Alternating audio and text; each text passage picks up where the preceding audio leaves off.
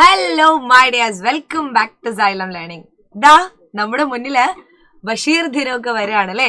അപ്പോൾ ബഷീർ ദിന ക്യൂസ് നിർബന്ധമുള്ള കാര്യമാണ്. സ്കൂളിൽ എല്ലാവരും പങ്കെടുക്കും. ചിലപ്പോൾ നിങ്ങളുടെ അമ്മമാർക്കും ക്യൂസ് മത്സരമൊക്കെ സംഘടിപ്പിക്കും അല്ലേ. അപ്പോൾ ഒരുപാട് ചോദ്യങ്ങളും ഉത്തരങ്ങളൊക്കെ നിങ്ങൾക്ക് ആവശ്യമായിട്ട് ഉണ്ടാവും. സോ നിങ്ങൾ എന്ത് ചെയ്യുക, ഇപ്പോഴേ അങ്ങ് പഠിച്ചു തുടങ്ങിയാൽ പിന്നെ നമുക്ക് അടിപൊളിയായിട്ട് ഫസ്റ്റ് പ്രൈസും വാങ്ങി ഇങ്ങ് പോരാ. എന്നിട്ട് ടീച്ചറോട് അടുത്ത ലൈവിലൊക്കെ വന്നിട്ട് പറയണം, മിസ്സേ എനിക്കായിരുന്നു ഫസ്റ്റ് 1ാം സ്ഥാനം എന്നൊക്കെ അല്ലേ. സോ നമുക്ക് തുടങ്ങിയാലോ? എല്ലാവരും കേട്ടിരിക്കുക. യെസ്, വൈക്കം മുഹമ്മദ് ബഷീർ. നമുക്കറിയാം വൈക്കം മുഹമ്മദ് ബഷീർ അല്ലെ, മലയാളത്തിന്റെ പ്രിയപ്പെട്ട സാഹിത്യകാരനാണ്. അപ്പോൾ ബഷീർ ദിനം എന്നാണ്? ജൂലൈ 5-ാം തീയതിയാണ് അല്ലെ. അപ്പോൾ നിങ്ങൾക്ക് മിക്കവാറും എന്നായിരിക്കും, തിങ്കളാഴ്ച ആയിരിക്കും ക്യൂസൊക്കെ നടത്താൻ, ചിലപ്പോൾ വെള്ളിയാഴ്ചയും നടത്താൻ സാധ്യതയുണ്ട്. എന്നാൽ സ്കൂൾ വർക്കിംഗ് ഡേ അല്ലാത്തൊരു ദിവസമാണ് ഈ ദിനങ്ങളൊക്കെ എങ്കിൽ അതിന് മുന്നോ പിൻപോ ഉള്ള ഒരു ദിവസം നിങ്ങൾക്ക് നടത്തും. ശരിയല്ലേ? അപ്പോൾ ആദ്യത്തെ ചോദ്യം, ബഷീർ ജനിച്ചത് എവിടെയാണ് എന്ന് നിങ്ങൾക്കറിയാം. എവിടെയാണ്? തലയോലപ്പറമ്പ് എന്ന സ്ഥലത്താണ്. എവിടെയാണ്? തലയോലപ്പറമ്പ്. എവിടെയാണ്? വൈക്കത്ത് തലയോലപ്പറമ്പിലാണ് ബഷീർ ജനിച്ചത്.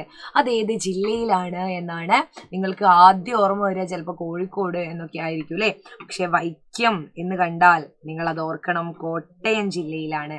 ഇതിൽ 2-3 ചോദ്യങ്ങൾ ഒളിഞ്ഞിരിക്കുന്നുണ്ട്. ബഷീർ ജനിച്ചത് കോട്ടയം ജില്ലയിലെ ഏത് സ്ഥലത്താണ് എന്ന് ചോദിച്ചാൽ അല്ലെ, വൈക്കത്ത് തലയോലപ്പറമ്പിലാണ് എന്ന് നിങ്ങൾക്ക് പറയാം. ഇനിയിപ്പോ തലയോലപ്പറമ്പ് എന്ന് മാത്രം ചോദിക്കും. വൈക്കത്ത്, കോട്ടയം ജില്ലയിലെ വൈക്കത്ത് എവിടെയാണ് ജനിച്ചത്? അപ്പൊ തലയോലപ്പറമ്പ് അല്ലെ, വൈക്കത്ത് എന്നുള്ളതും വേറൊരു ചോദ്യമായിട്ട് വരാം. ബഷീർ ജനിച്ചത് എവിടെയാണ് എന്ന് കൃത്യമായിട്ട് പഠിക്കാം. അങ്ങ് കോട്ടയം ജില്ലയിലാണ് ബഷീർ ജനിച്ചത്. അതെവിടെയാണ്? വൈക്കത്ത് തലയോലപ്പറമ്പിലാണ് എന്ന് ഓർത്തു വെക്കാം കേട്ടോ. വൈക്കം മുഹമ്മദ് ബഷീറിന്റെ മാതാവിന്റെ പേര്, നമുക്ക് എല്ലാവർക്കും പ്രിയപ്പെട്ട അമ്മയുള്ളതുപോലെ ബഷീറിന്റെ പ്രിയപ്പെട്ട അമ്മയുടെ പേര്, മാതാവിന്റെ പേര്, ഉമ്മയുടെ പേര് കുഞ്ഞാത്തുമ്മ എന്നായിരുന്നു. കുഞ്ഞാത്തുമ്മ. ഈ കുഞ്ഞാത്തുമ്മയാണ് ബഷീർ ഒരുപാട് നേരം വൈകിയാലും അല്ലെ കാത്തിരുന്ന് അല്ലെ ഭക്ഷണവും കാത്തുവെച്ച് കാത്തിരിക്കുന്ന ആ അമ്മ. ഈ അമ്മയുടെ അടുത്ത് നിന്നാണ്, ഈ മാതാവിന്റെ അടുത്ത് നിന്നാണ് ഒളിച്ചോടി പോയിട്ട് ഗാന്ധിജിയൊക്കെ തൊട്ട് വന്നത്. നമ്മുടെ ബഷീർ ഗാന്ധിജിയൊക്കെ തൊട്ടിട്ടുണ്ട്. അപ്പൊ വൈക്കം മുഹമ്മദ് ബഷീറിന്റെ മാതാവിന്റെ പേര് കുഞ്ഞാത്തുമ്മ. കുഞ്ഞാത്തുമ്മ. ഇനി വൈക്കം മുഹമ്മദ് ബഷീറിന്റെ പിതാവിന്റെ പേരെന്താണ്? പിതാവിന്റെ അച്ഛന്റെ പേര് കായി അബ്ദുറഹിമാൻ. കായി അബ്ദുറഹിമാൻ ട്ടോ. കുഞ്ഞാത്തുമ്മയും കായി അബ്ദുറഹിമാനുമാണ് മാതാപിതാക്കൾ എന്ന് ഓർത്തു വെക്കുക. ബഷീറിന്റെ പിതാവിന്റെ പേരെന്താണ്? കായി അബ്ദുറഹിമാൻ. എന്താണ്? കായി അബ്ദുറഹിമാൻ.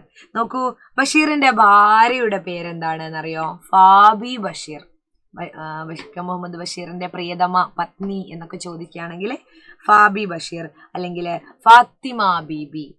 ബഷീറിന്റെ ഭാര്യയുടെ പേര് ഫാത്തിമ ബീബി എന്നാണ്. എന്താണ്? ഫാത്തിമ ബീബി. ഇനി ബേപ്പൂർ എന്ന സ്ഥലം സ്ഥിതി ചെയ്യുന്നത് ഏത് ജില്ലയിലാണ്? ബേപ്പൂർ സുൽത്താൻ എന്നാണ് നമ്മുടെ ബഷീർ അറിയപ്പെടുന്നത്. എല്ലാവർക്കും അറിയുന്നത് കൊണ്ടാണ് ഞാൻ ചോദിക്കാതിരുന്നത്.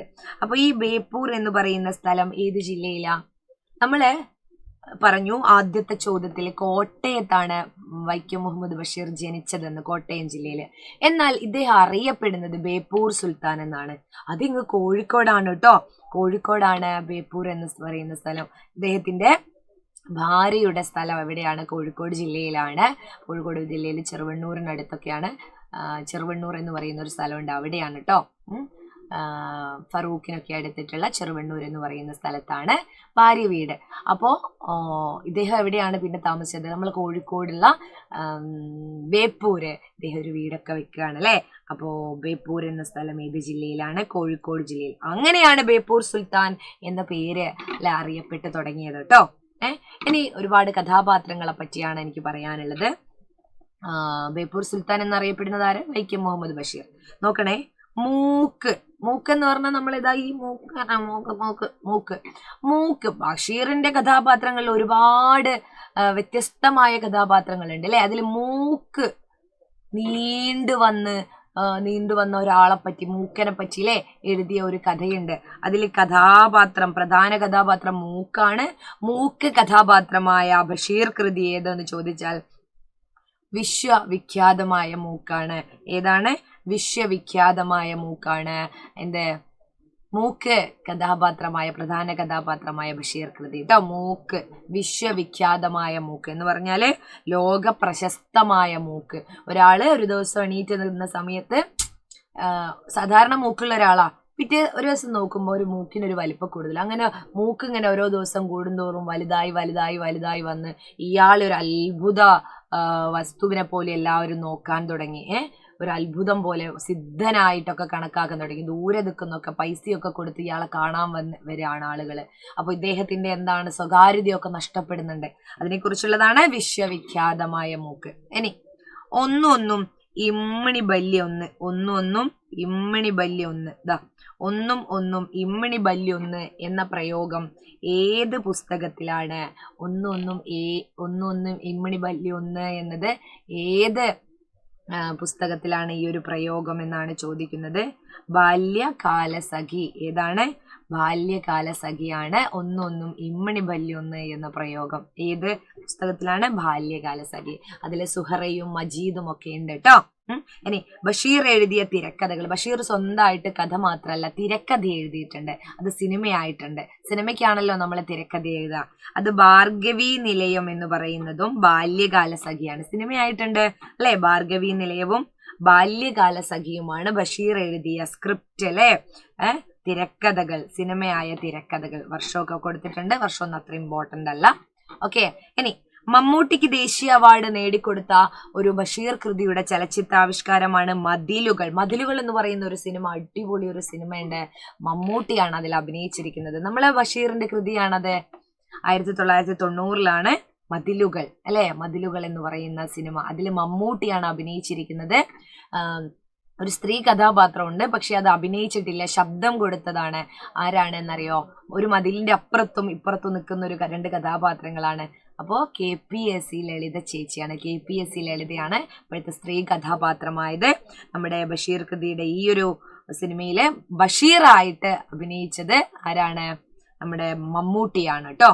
ഇനി മതിലുകൾ എന്ന സിനിമ സംവിധാനം ചെയ്ത സംവിധായകന്റെ പേരാണ് അടൂർ ഗോപാലകൃഷ്ണൻ. അടൂർ ഗോപാലകൃഷ്ണൻ, ഓർത്ത് വെക്കുക, അടൂർ ഗോപാലകൃഷ്ണൻ. ബഷീറിന്റെ നീല വെളിച്ചം എന്ന് പറയുന്ന കൃതി ഏതു പേരിലാണ് അറിയപ്പെട്ടത്? ഭാർഗവി നിലയം. ബഷീറിന്റെ നീല വെളിച്ചം എന്ന കൃതി ഏത് പേരിലാണ് അറിയപ്പെട്ടത്? ഭാർഗവി നിലയം കേട്ടോ. ഇനി ബഷീറിന്റെ എടിയെ എന്ന് പറയുന്ന കഥ, നമ്മൾ നേരത്തെ ഒരാളെ പേര് പഠിച്ചില്ലായിരുന്നോ? ഇത് ഫാബി ബഷീറിന്റെ ഭാര്യയുടെ ആത്മകഥയാണ്. എന്ത്? ബഷീറിന്റെ എടിയെ. അപ്പോ ബഷീറിന്റെ ആരാണ്? ഭാര്യയാണ് ഫാബി ബഷീർ. അവരെഴുതിയ ആത്മകഥയാണ് ബഷീറിന്റെ എടിയെ. ഓക്കെ. അപ്പൊ എനിക്ക് ഒരുപാട് കാര്യങ്ങൾ ഇനിയും നിങ്ങളോട് പറയാനുണ്ട്. കുറേ സമയം ഉണ്ടാവുമ്പോൾ നിങ്ങൾ എന്ത് ചെയ്യില്ല, ഇത് കാണില്ല അല്ലെ. അപ്പൊ ഞാൻ ഇനിയും പല പല കണ്ടന്റ് വീഡിയോസിലൂടെ, ഷോർട്ട് വീഡിയോസിലൂടെ നിങ്ങളോട് ഇത് പറഞ്ഞു തരാം. ഓക്കെ. അപ്പൊ എല്ലാവരും എന്ത് ചെയ്യാം? എല്ലാവരും നമ്മുടെ മൺസൂൺ ഓഫറിനെ പറ്റിയുള്ള കാര്യം മറന്നു പോകരുത്. ഇപ്പോഴും ഗോയിങ് ഓൺ ആണ്. നിങ്ങൾ നമ്മുടെ ബാച്ചുകളിലേക്ക് ജോയിൻ ചെയ്യാനുള്ള നല്ല ആപ്റ്റായിട്ടുള്ള ഒരു ടൈമാണ്. പരീക്ഷക്കാലമാണ്, പരീക്ഷ മുന്നിലുണ്ട്. ആരും മറന്നു പോകരുത്. സോ എല്ലാവരും എന്ത് ചെയ്യുക? നമ്മുടെ ലൈവ് ക്ലാസ്സുകളിലേക്ക് ലൈവായിട്ട് നിങ്ങൾക്ക് ക്ലാസ്സുകൾ കിട്ടാൻ, നിങ്ങൾക്ക് ആവശ്യത്തിനനുസരിച്ച് ക്ലാസ്സുകൾ കിട്ടാൻ, ഓണപരീക്ഷയ്ക്ക് മികച്ച മാർക്കുകൾ വാങ്ങാനായിട്ട് എന്ത് ചെയ്യുക? നമ്മുടെ ബാച്ചുകളിലേക്ക് ജോയിൻ ചെയ്യുക. ഓക്കെ. താഴെ കാണുന്ന നമ്പറിൽ ഇപ്പം തന്നെ കോൺടാക്ട് ചെയ്യുക കേട്ടോ. അപ്പോൾ ശ്രുതി ടീച്ചർ വീണ്ടും വരുന്നതായിരിക്കും. എല്ലാവരും നമ്മുടെ ചാനലൊക്കെ സബ്സ്ക്രൈബ് ചെയ്ത് വെക്കുക. Bye bye.